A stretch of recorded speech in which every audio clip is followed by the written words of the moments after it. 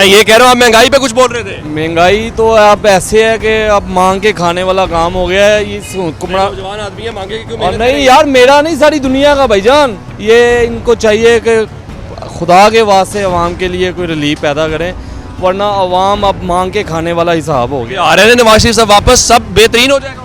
नवाज शरीफ वापस आ रहे हैं या वापस जा रहे हैं, नवाज शरीफ के आने से कुछ नहीं होगा। अवाम को सिर्फ रिलीफ चाहिए, रिलीफ चाहिए। आप देख लें, बिजली के बिल 30,000 रुपया सैलरी है और 25,000 रुपया बिल है। उसके बाद आपने ये समझ लें कि आलू 150 रुपये किलो है, घी 700 रुपये किलो है, चीनी 200 रुपये किलो है। ये इस तरह निज़ाम नहीं चल रहा। अब तो बस समझ लें कि कौम बेबस हो गई है और मायूस हो गई है। कौम बेबस हो गई है। और बेबस उम्मीद किससे है? उम्मीद तो सिर्फ अल्लाह पे है, बस अल्लाह आसानियाँ पैदा करे, वरना अदरवाइज़ अब बहुत मुश्किल हो गया, बहुत मुश्किल। बाइक का पेट्रोल नहीं समझ लें कि पूरा हो रहा। बकाया चीज़ें तो बहुत दूर की बात है ना। अब ये इतने बंदे खड़े हैं, आप हलफ दिलवा के पूछे कि मटन खाता है कोई पैसे लेके, पैसों से?